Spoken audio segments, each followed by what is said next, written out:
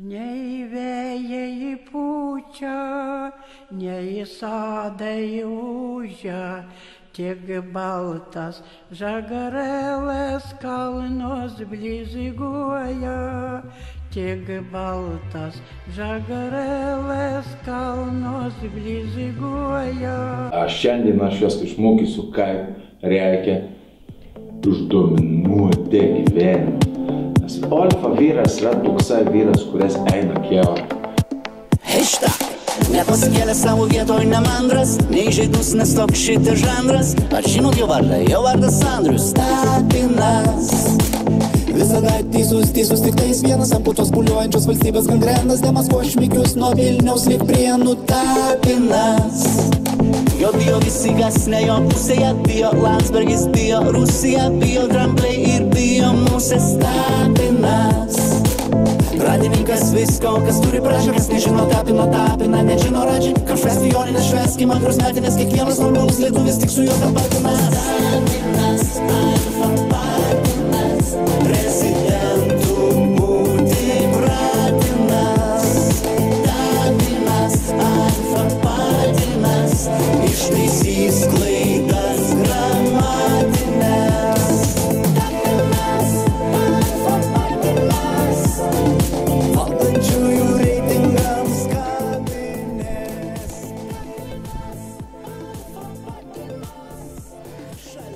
Sveiki, gerbėmieji, labai nuotaikingai ir linksmai pradedame.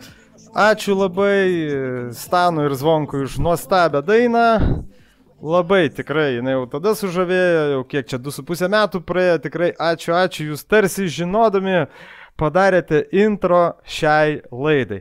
Galbūt ir vėl eilinis sutapimas. O ši laida yra skirta kam?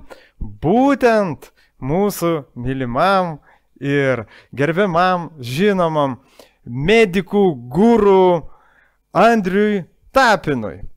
O kodėl taip jau užsinorėjęs apie jį tą laidą padaryti? Tai tiesiog, visi puikiai žinom, koks jis yra teisingas ir, daina apie tai tikrai viską teisingai ir pasakė. Norėjau tokį visiems pranešti, ką šitas Tapinas gegužės 19 dieną paėmė ir paskelbė grupiai Unfollow 15 minučių. Tiesiog juos visus pagazdino. Na ir paskaitykim, ką jisai čiagi mum dabar jau tokį parašė. Taigi, sveiki! Norėjau pasitarti dėl kelių įrašų, kurioje buvo patalpinti sekmadienį apie kovos su homofobija dieną. Ten buvo daug komentarų apie tai, daug mane reikėtų sudeginti pečioje, kad trūksta Hitlerio, kuris mane sukūrentų, kad yra norinčių spjauti man į snukį, sumušti gatvėje, išdurti akis, ir taip toliau. O dabar jungsiu vis dėlto tokį vieną paveiksliuką, kurisgi čia šitą Tapiną supykdė. Ogi turbūt šitas paveiksliukas jį supykdė. Taip jisai supyko, kad jau žodžiu, kad čia jis tą palaikymą tokį pareiškė, dabar to nediskutuosim. Šitą jau vėliau paveiksliuką pamačiau irgi toks labai teisingai. Tap in ass. Tai va, ne, aš sukūriau, tai man nepripaišysi. Tai va, labai man užkliuvo vienas dar toks įdomus momentas, aš jums taip pat parodau. Kągi čia tas Tapinas iš čia viską parašė, pagazdino savo čia armiją, kadangi turiu didelę komandą, tai surinkome visus šituos jūsų komentarus, dokumentavome su vardais, pavardėmis, kitais duomenimis ir viską perdavėme teisėsaugos institucijų. Ojojoj, kaip čia mums dabar baisu. O beje, žinot ką sakė, kur čia jį čia gatvėje šūdais išteplioti, fekalijom, tai šūdai, sakykim, ir viskas. Kad aš esu pederastas, pedofilas ir taip toliau. Nežinau, pats turbūt prisipažinai. Arba pasakysi, ko čia su žmona išsiskyrė, kas tu ten esi ir ką tu dabar veiki. Ir turi draugą ar draugę. Tai va, tiksliau, draugę ar draugą. Nesvarbu, tavo reikalas. Ir čia, žodžiu, visą tą įrašą gali atrasti grupėje Unfollow 15 minučių. Ir paskutinė, žiūrėkit, pastraipą. Kadangi šitie jūsų komentarai tvarkingai eina pagal įvairius BK straipsnius, nežinau, ar jums reikia tų teistumų. Man sakė, kad yra variantas tiesiog atsikratyti ryšio priemonių, kuriomis rašėt komentarus.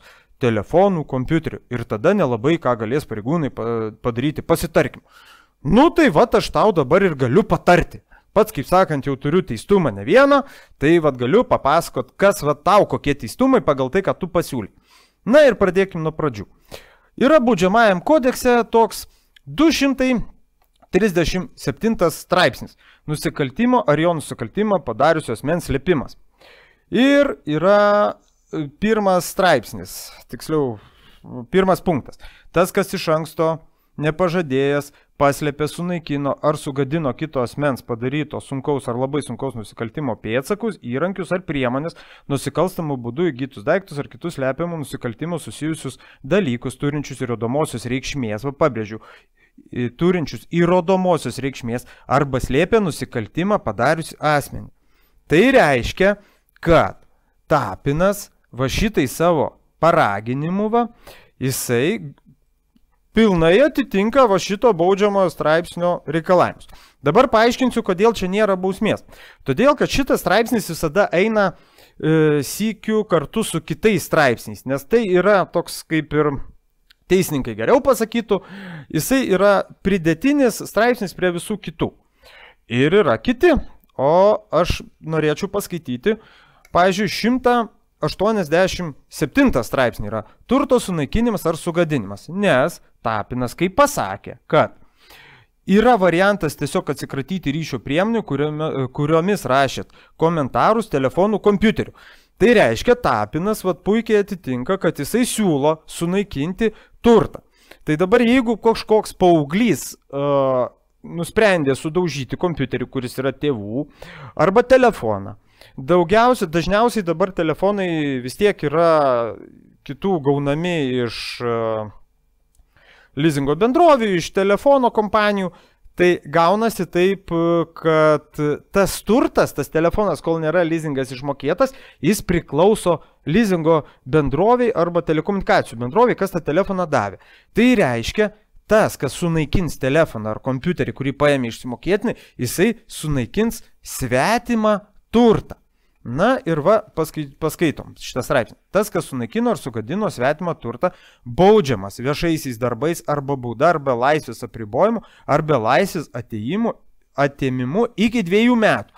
Tai žodžiu, kad tas, kas sudaužysit, tas sulaužysit kompiuterį, galite gauti iki 2 metų. Yra antra šito irgi straipsnio dalis, bet čia visuotinai pavojingų būdų. Tai jeigu kažkokiu būdu dar visuotinai pavojingų, ten sudeginsit viešai ir sukelsit grėsmę gaisrui, tai tada gali ir jums, kaip sakant, padidėti net, pažiūrėkit, laisvės atėmimas iki 5 metų. Bet dabar Tapinas paragino padaryti šitą iki 2 metų nusikaltimą. Tai Tapinui šitas straipsnis irgi taikytinas. Vėlgi, dar noriu atkreipti dėmesį, yra 26 straipsnis, irgi baudžiamojo kodekso, yra bendrininkų baudžiamoji atsakomybė. Ir yra antra jo dalis. Jeigu vykdytojo nusikalstama veika nutrūko rengiantis ar pasikesinant ją daryti, organizatorius sukurstęs ir padėjęs atsako už rengimąsi ar pasikesinimą bendrininkaujant padaryti nusikalstamą veiką. Tai yra dabar pagal šitą punktą Tapinas paragino visus sunaikinti įrodymus. Žodžiu, yra padarytas nusikaltimas, pagal kurį jis pats ketina kreiptis į policiją, o pats tuo pačiu paragino sunaikinti tų komentarų ir tų, kaip čia dabar tiksliai, kai neteisininkas ir stringa žodžiai. Žodžiu, sunaikinti įrodymus. Jisai Tapinas paragino sunaikinti įrodymus. Tai reiškia, Tapinui aš manyčiau, kad tinka visi šitie straipsniai. O šitas vėlgi, jisai yra čia tik tai bendrininkas. Taip, antras straipsnis šitas tikrai taikintinas. Taigi, baudžiamo kodekso 26 straipsnis Tapinui tinka, baudžiamo kodekso 187 straipsnis turto sunaikinimas ir sugadinimas, bei 237 irgi straipsnis nusikaltimo ar nusikaltimo padariusio asmens slėpimas. Tai yra šitie va visi dalykai. Tai žodžiu Tapinas ir sukurstė va su šitų savo postų padaryti nusikaltimą ir va kokios yra pasiekmes. Tai va Tapinai iki 2 metų. O jeigu dar būtų labai išradingas prokuroras, tai tau, žinok, labai norėdamas ir nusikalstamą grupuotę įpaišytų. Ir aš jau dabar necituosiu, kas yra nusikalstama grupuotė, nu bet čia, nu tai kaip tas pats raipsniukas, nu tai kaip daktarai, kaip agurkiniai, kaip visos šitos va grupuotės, nes tu dabar paraginai va su grupuotė, va jos padarei savo bendrininkais ir jie va patapo va tai va tavo nusikaltimo, tavo grupuotės, kurios tu esi vadei, va tai ten, aš nežinau, nu pasiskaityk, va Saulius Agurkas kiek gavo ir taip toliau, nugi visą tą žinom. Tai va, aišku, ten nusikaltimai tavo šitos nusikalstamos grupuotės yra kur kas menkesni, bet vien už tai, kad sukūrei nusikalstamą grupuotę, yra baudžiamoji atsakomybė. Vat pats pasižiūrėk, bet ten jau eina daug, jau ten nuo 10 metų ar kiek jau ten, žinok, normaliai. Tai va. Gerai, tai apie Tapino nusikaltimus tiek užteks šito dalyko. Dabar dar noriu pasižiūrėti. Va tas Tapinas, va kas čia, vis tiek darom tokį dabar nepriklausomą tyrimą, įvyko nusikaltimas.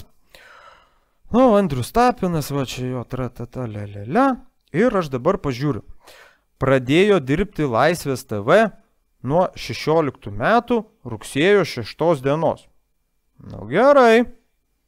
O dabar pažiūrim viešą registrą, tai kada Laisvės TV.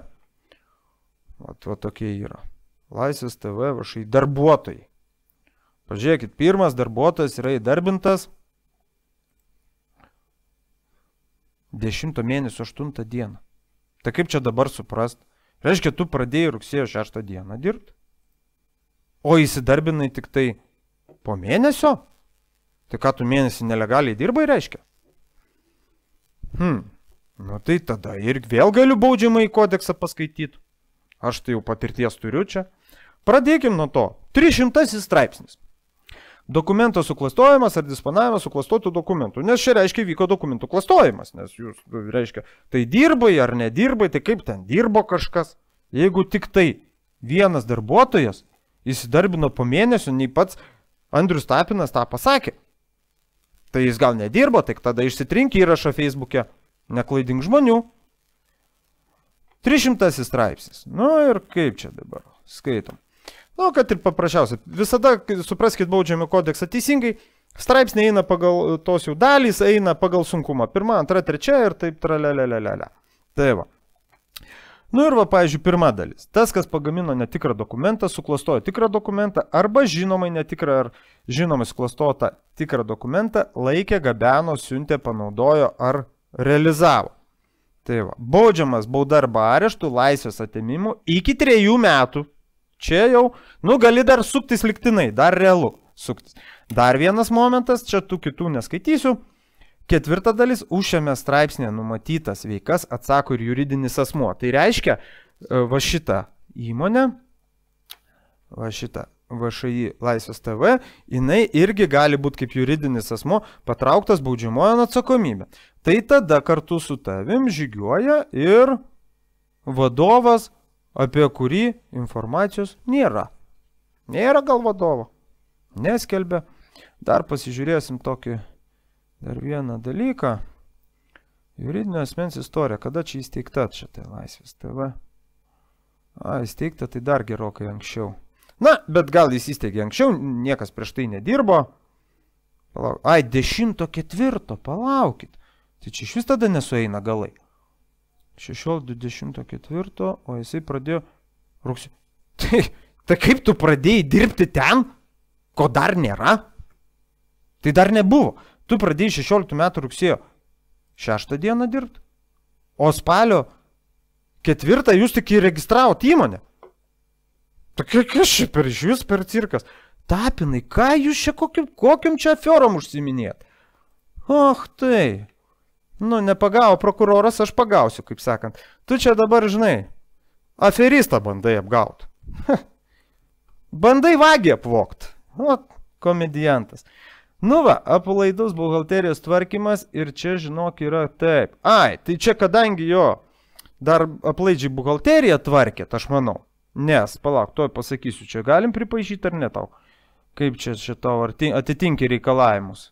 Taip, registruotas 16.04, o pirmas darbuotojas įsidarbino, nu, po kelių dienų. Čia normalu viskas yra, jis registravo ir kažkas įsidarbino po to. Bet vienas kaip ilgai tu dirbai, eik tu sau. Metus beveik, va. Antras žmogus tik pagalbos į komandą atėjo pas tave, antras darbuotojas tik tai po metų, 17.06.29, matot? Aha, aš, žinokit, įtariu, aš va tik kaip prokuroras, aš įtariu, kad čia vis tik gali būti sukčiavimas. Nes reikia atsisukti visus Laisvės TV filmukus, kada pradėti filmuoti. Ir kaip čia ta įmonė su tiek darbuotojų galėjo dirbti. O sukčiavimas tai yra, žinokit, ir va tu Tapinai žinok, yra pats populiariausias aferistų straipsnis. 182 straipsnis sukčiavimas. Na ir ten priklausomai nuo masto, aš paskaitysiu, bet kai aš kiek pamačiau, vat kokie čia pinigėliai prasisuko, kiek jūs čia gavo tų pinigų. Kur čia jūs yra įmonė? Žiūrim taip. Darbuotojai. Kur čia jūsų pajamos? Užeikim pajamas. Pajamos, pažiūrėkit, vojau, net su 18 metais, va, 17 metais nuo 2 iki 300 tūkstančių, matot jau parėjo. Tai tada jau 182 straipsnio tinka jau antra dalis. Tas, kas apgaulė savo ar kitų naudai, įgyjo didelės vertės svetimą turtą ar turtinę teisę, ar didelės mokslinės, istorinės ar kultūrinės reikšmės turinčias vertybės, arba išvengė didelės vertės turtinės prievolės, arba ją panaikino, arba sukčiavo vadovaudamas organizuotoje grupėje, baudžiamas laisvės atėmimu iki 8 metų. Čia jau lygtinai gali nebeprasisukti. Jau gali tekti jau po to bachuriukam ir grindis paplauti. Tai va, tai čia šitoj vietoj jau aš būčiau atsargesnis. Bet, nu, čia jeigu prokuratūra numatytų reikalą tą daryti, kogi čia to reikalo ir nedaryti. Tai va, čia, nu, bet palikim visą šitą reikalą klausimą atvirą, gal čia mes be reikalo. Na, dabar pasižiūrėkim, ką čia veikia šita žiūrovų išlaikoma pilietinė televizija internete. Na ir trale, ką jūs čia veikiat, ką čia siūlot. Ir yra čia man toks patiko, kur čia tas... Ar kitas. Tai yra paslaugos. Čia puslapis toks. Filmavimo paslaugos. Na, užeinam filmavimo paslaugos. Krauna ilgai žiauru. Tai va. Nu ir tada pažiūrėkim. Dabar pabandom užsisakyti. Tuoj va paskambinam telefonu. Pabandom užsisakyti. Nes čia dabar 30 toks renginys vyks Nemuno žiede.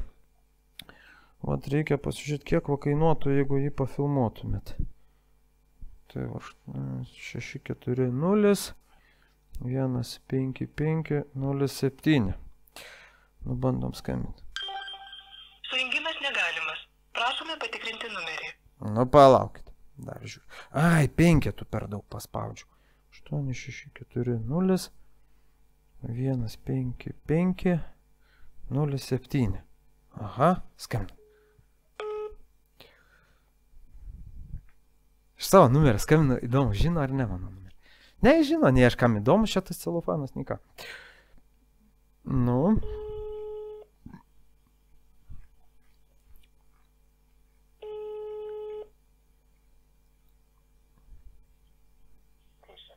Labą dieną.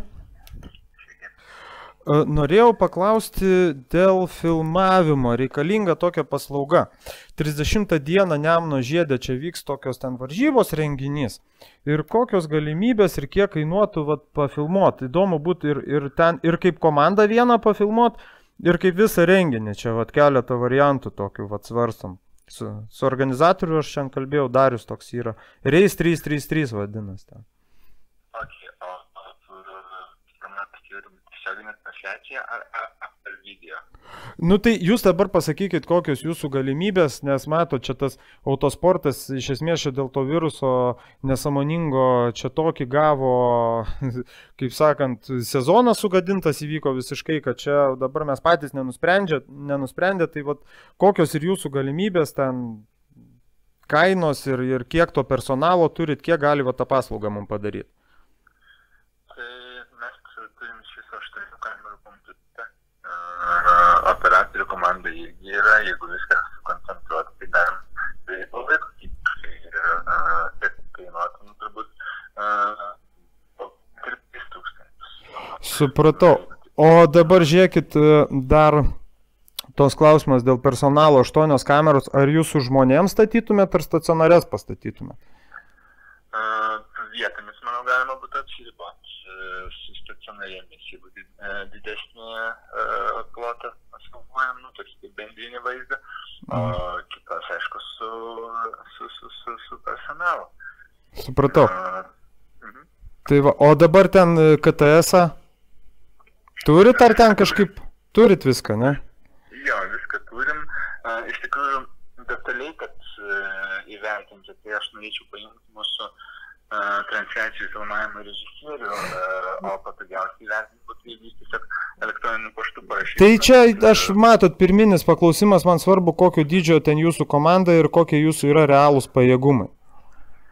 Nu, čia gerai, tai pavyzdys galiu pasakyti iš didesnių apimčių, esant filmavę futbolo varžybas, amerikietiško futbolo regbio transliacijos tiesiog. Nu, matot, Nemuno žiede ten iškart pertrauksiu yra dideli atstumai, vien žiedas apie 3 km ilgį, suprantat, tai ten vėl išsidėstyt kabelynas, ten, yra to darbo.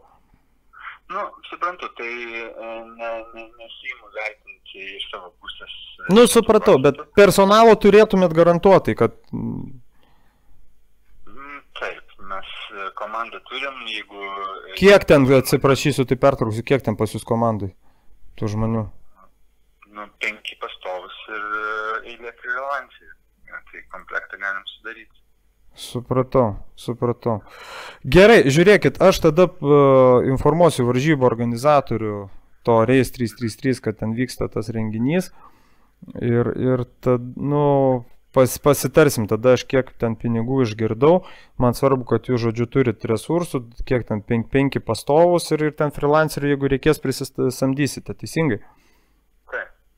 Supratau. Ta prasme, visą laiką esame tai diskusijai, jeigu nupiešus konkretesnį vaizdą matysim, kad kažkur nepatinkam, tai iš karto ir pasakysim, kad negalim. Supratau.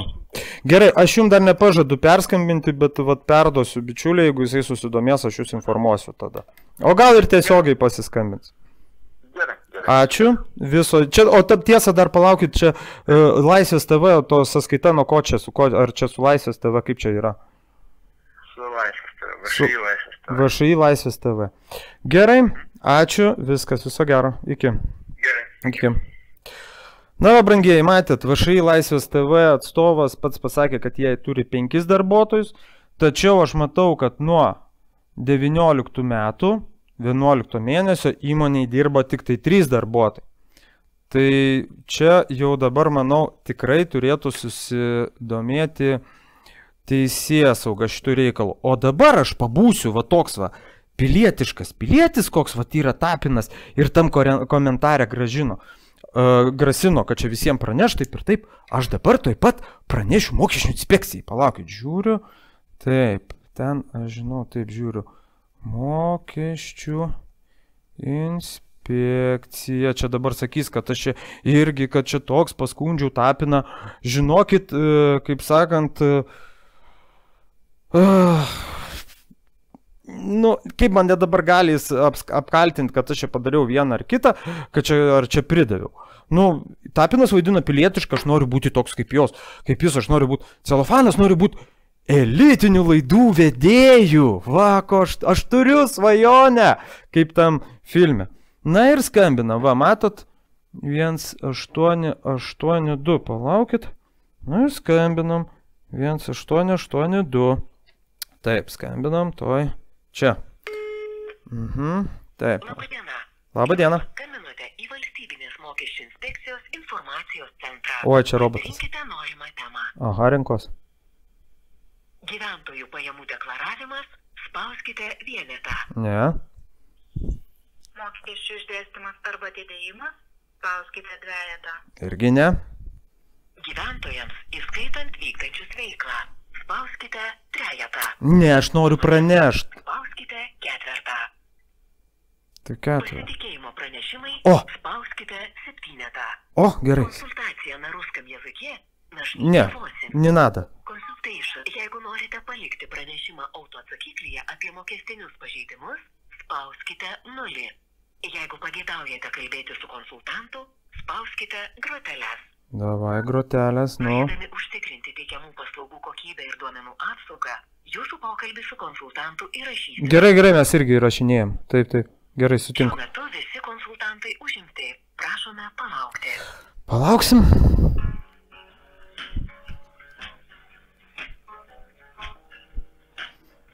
Šiuo atveju labiau tiktų Zvonkaus ir Stano daina. Ko laukiam?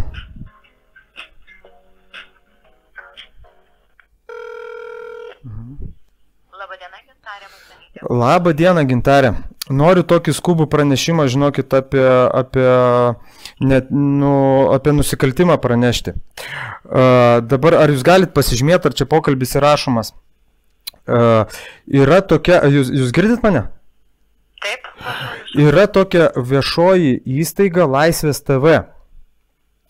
Ir suprantat, aš tokį atlikau dabar tyrimuką nedidelį. Ir išsiaiškinau, kad pas juos pasiskambinau, grinai jau turiu ir įrodymą, kad jų atstovas prisipažino, kad pas juos dirba 5 darbuotojai, o aš pasižiūrėjau į registrų centrį, ten pagal sodros duomenis, rekvizitai.lt, ten dirba tik tai 3. Dabar sakykit, kaip čia dabar daryti, nu tai čia viskas, ar čia FNTT pranešt, kokio lygio dabar čia kaip reaguoti, aš pilietiškas pilietis, tai iš karto čia skambinu jum. Jūs manote, kad 2 darbuotojai dirba nelegaliai, taip? Jie sakė, iš viską ten turi, nes jie turi dar daugiau, nes sakė 8 kameras, tai ten tų darbuotojų aš įtariu daug, nes dar jisai pats, kai sakė, ten toks tas vadovas, tai jisai sakė, kad ten turi, labai ten visa komanda ištisa, žinokit, aš galvoju, kad ten visai eilė nelegalių darbuotojų, žinokit. Žinokit, dėl nelegalių darbuotojų reikėtų pranešti valstybinę darbo inspekciją. Jie turi ir mobiliasias grupės, kurios gali sureaguoti ir nuvykti į vietą. Nes, sakau, nelegalūs darbuotojai, tai žmonės dirbantis be sutarčių, kitaip sakant, tai yra valstybinės darbo inspekcijos. Aha, o tai mokesčiai šito vietoj mokesčiam kaip ir pretenzijų tada neturit jūs mokesčiai? Nemoka ir nereikia, ar kaip čia? Po to jau institucijai perduoda pagal kompetenciją. Bet būtent patikrinti darbuotojai dėl darbo sutarčių, tai yra pirmas valstybiniai darbo inspekcijai. Aš galėčiau telefono numerį pasakyti. Gerai, sakykit, to įrašau. Aš, žinokit, susijaudinęs esu be galo. Taip. Viskas gerai. 213. 213. 97. Taip. 50. 50.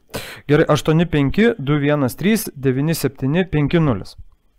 Taip, čia yra valstybinės darbo inspekcijos pasitikėjimo linijos telefono numeris. Gerai skambinu jiem, nes tiek susijaudinau, žinokit, nes aš dabar kaip suvokiau, koks mastas yra visas tas. Tai aš, žinokit, jau čia... Oi, viskas. Gerai. Ačiū tada jum labai. Aš tada jau pasirūpinsiu, kad jau darbo inspekcija jums perduotų dokumentus. Ir gal net čiagi to Andriaus Tapino įmonė, jūs suprantat ar ne? Čia kokį mes užgaudėm dabar nusikaltimą, ar ne? Jūs žinot tokį Andrių Tapiną, ar ne? Taip, esu girdėjus, taip. Tai va, įsivaizduokit, pas jį tokie dalykai vyksta. Nu, reikia išsiaiškinti, žinoma.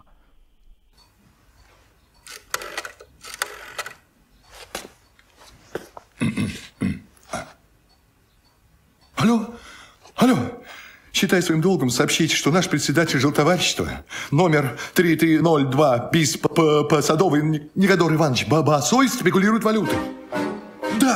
Да, в данный момент в его квартире, в вентиляции, в уборной, в газете, в бумаге $400.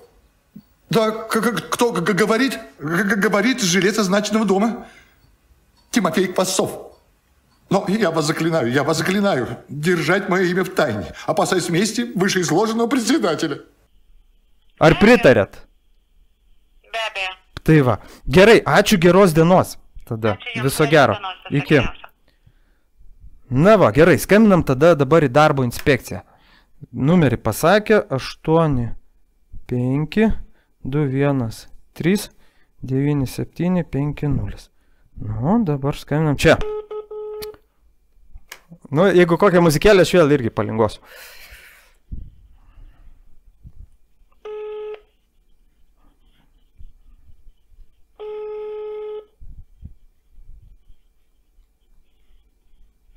Nu, nieks nekelia ragelio, gal nereikia čia, tu niekam neįdomu. Ha, užimta, atmetė. Palaukit, bandom dar kartą. Nejaugi saugumas tai pradirbo ir spėjo įspėti, kad jau čia celofanas vinioja tapiną. Ai, palaukit jo, pasako, man čia slaptieji, mūsų slaptieji agentai. Sako, kad čia reikia bendrą valstybinę darbo inspekciją. Tuoj paieškau. Alio. Alio, labas vakaras. Nu, kad diena, ne vakaras, bet labą dieną. Ar į darbo inspekciją paskambinau? Šiaip jūs paskambinot, šiaip tai į darbo inspekciją, bet jau dabar darbo inspekcija nebedirba. O kodėl tai dar be 10? Dirbama pranešimai priimami dėl nelegalaus darbo arba darbo teisės pažeidimų, dėl darbų saugos pažeidimų iki 16 valandos, kadangi tai yra peradresuojama į mobilų telefoną. Aha, bet žiūrėkit, dabar aš labai suprantu toks super dalykas, tai labai gerai, ačiū Jums, kad vis tiek atsiliepėt. Nustačiau, pats dariau tokį nepriklausomą tyrimą, kad yra nelegalūs darbuotojai. Ir ką va dabar staigiai operatyviai galima padaryti? Va dabar, šią minutę. Dabar, žinokit, dabar šiuo momentu tai tikrai nieko nepadarysit. O kodėl? Nes, Jūs ar padarysit, man tai jau nieko nereik daryti, aš pranešu ir viskas. Esmė tame, kad tam, kad jeigu jie dabar dirba, tie nelegalūs darbuotojai. Aš nežinau, nu, bet jie dirba, aš iš principo, aš išsiaiškinu, kad jie dirba. Nu, jie dirba, jie man patvirtino, aš matau, kad yra nelegalių darbuotojų daugiau ir aš, jeigu gerai supratau, tai vyksta visą laiką. Tai yra čia ilgalaikis... Jūs galite visą tą jūsų informaciją parašyti, prisijungęs prie VDI internetinio puslapio. Yra VDI internetinis puslapis ir anketa praneš. Žiūrėkit, aš jums paaiškinsiu situacijos rimtumą. Žino tokį Andrių Tapiną? Ar girdėjo tokį? Andrius Tapinas. Taip. Nu tai va, tai čia pas jį tie nelegalūs darbuotojai. Aš išsiaiškinau, aš ką tik pasiskambinau, pabandžiau užsisakyti kameras, jie man patys prisipažino, kad pas juos dirba 5 darbuotojai, o aš pažiūriu registrų centre, suprantat, pagal rekvizitą LD, dirba 3. Viskas, čia FNTT reikia skambinti. Bet man mokesčiai, aš ką tik skambinau mokesčiai sakė jumis kreiptis ir man numerį padiktavo, suprantat? Čia reikia nedelsiant. Suprantat, o kur jie dirba, kokioj... Tai aš nežinau, tai vat jūs skambikit ir išsiaiškinkit. Aš pateiksiu įrodymus, kad jau išeis Press Jazz Kazimiero Juraičio laida ir suprantat, ir ten bus viskas, kur tas jau jų atstovas man pasakė, kad dirba 5 darbuotojai, dar freelancerių samdo. Tai vat klausimas, kaip čia reikia pradėti būtinai tyrimą, jūs suprantate situacijos rimtumą? Žiūrėkit, mes suprantam visą situaciją, jeigu jūs turite įrodymus, kurie labai svarbus. Taip, tai bus į YouTube netrukus. Prašau? YouTube aš va baigsiu šitą va filmuot laidą ir YouTube įdėsiu. Jūs turėtumėt mums atsiųsti info@vdi. Aha. Tą jūs turit, bet mes galėtumėm tą, reiškia, informaciją tą prasme panaudoti kaip įrodymą, kad ten dirba nelegalai, nes mums reikia nustatyti nelegalaus darbo faktą. Supratau. Tai žiūrėkit, o jeigu, pavyzdžiui, kas žiūri, va mano laidą šitą pažiūrės ir daug kas pilietiškai nuspręs pasielgti, nes aš galiu neturėti laiko kiti parašyti, gal ir ne? Skambinot ir peradresavo telefoną pasitikėjimo. Nu, bet jūs specialistė. Jūs darbuotojai, ar ne? Suprantat, esmė tame, kad man peradresavimą iš pasitikėjimo telefono atjungs tik rytoj. Ai, tai kad jums dabar neskambintų, ne? Tai kaip dabar daryti va visiems piliečiam, kurie norės pranešti? Kur parašyti? jūs suprantat, jeigu jūs turit filmuotą medžiagą, įrodymą, kad taip. Tai yra ten kažkas nelegalaus dirba. Nu, išsiaiškinau, taip. Darbu. Taip. Tai jūs ar galėtumėt rytoj info VDI LT arba netgi šiandien tą savo filmuotą medžiagą prikabinti? Nes man prie telefono neprikabinti. Supratau, jūs pasakykite elektroninį paštą, kokiu adresu jum atsiųsti nuorodą viso šito video tyrimo, nes bus YouTube nuoroda. Reiškia, parašykite info@vdi.lt. info@vdi.lt ir jum atsiųsti šitą filmuką. Siunčiu medžiagą, kuri patvirtina, kad ten ir ten dirba nelegalūs darbuotojai. Supratau, tai... Jūsų pranešimas bus užregistruotas. Supratau, fantastika. Prikabinta medžiaga, kuri tampa pagrindu pradėti nelegalaus darbo tyrimą. Viską supratau, man tik tai to reikėjo. Gerai, ačiū, tada labai atsiprašau, kad padarau. Nu, man svarbu išsiaiškinti, žinot, kai aš nežinau, aš pirmą kartą gyvenime pranešinėjau, žinot, buvau aferistas, o dabar pilietiškas pilietis ir viskas, pakeičiau gyvenimą ir dabar jau pats pradėjau aferistus gaudyti. Suprantat, kas atsitiko? Čia yra jūsų teisė ir labai gerai. Pilietiškumą mes tikrai sveikinam, bet mums reikia oficialiai įrodymų. Nu, jūs man telefonu negalite prikabinti. Supratau, viskas. Baigsim šitą filmavimą, žinokit, tuoj pat. Kaip jūsų vardas, pavardė, pasakykit, prašau. Nijolė Silciūtė. Nijolė, kaip pavardė? Silciūtė. Silciūtė. Gerai, panelė Nijolė. Jūs parašot viskas padarysim. Surinktą informaciją, prikabinat įrodymus info@vdi.lt. Supratau, viskas, super, ačiū labai. Viso. Tai va, girdėjot, ką sakė Nijolė, info@vdi.lt, dabar kai šitą filmuką pažiūrit ir bežiūrėdami galit kopijuokit nuorodą, siūskite, tai yra pranešimas. Kuo daugiau nusiūsim, to kaip sakant, reikia tyrimą padaryti, reikia būtinai, nes nesueina galai. Nes vėl po to sakys, sąmokslo teorija, tai dabar gaunas, kad čia celofanas, sąmokslo teorija, kad... Bet, kai galai nesueina, tai sąmokslo teorijos ir nesueina galai. Na gerai, kas čia dar toliau?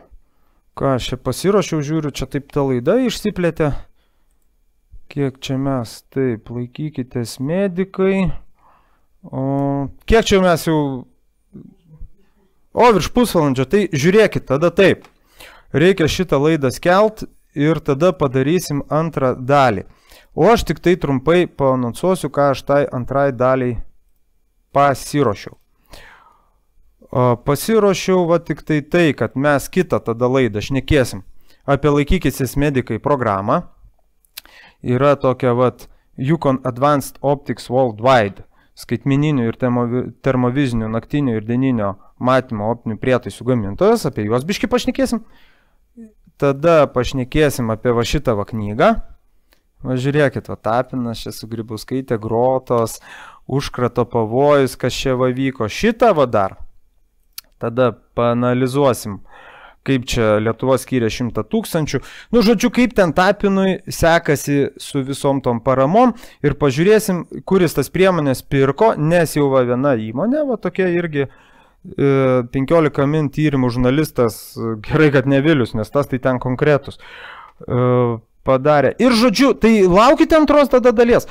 O dabar tiesiog noriu parodyti, kad Tapinas vis dėlto naikina dokumentus.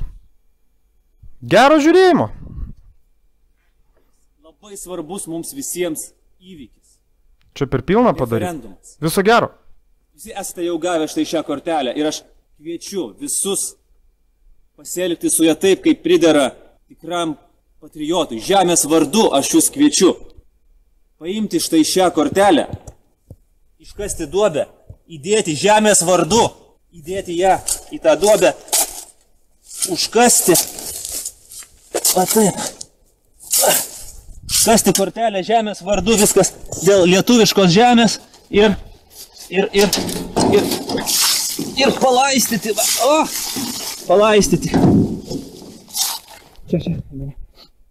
Ir jeigu viskas bus gerai, iš tos jūsų kortelės pavasarį jums išauks pinigų medis. Na, pažiūrėjote, pamiršau pasakyti, Celofanas YouTube kanalą. Paspauskite subscribe. Nu, kad daugiau, nes aš jau po to pradėsiu jau kviesti žmonės, darysim tokių, bus labai įdomių svečių, bet reikia biškį YouTube paauginti. Tapinas visą laiką sako, subscribikit, taip, aš pasakysiu tą patį, tik jiem gal pinigų reikia, iš kitur tu turi pinigų, mums dabar reikia būti matomu. Būtinai pasubscribikint Kazimiero Juraičio kanalą, kad jis augtų, kad didėtų. Ir Celofanas. Irgi, paspauskit. Bus daugiau, žinokit, visus čia mes išviniosim, o kai iki Seimo narių dasikasim, bus dar įdomesnės laidos. Iki kito karto.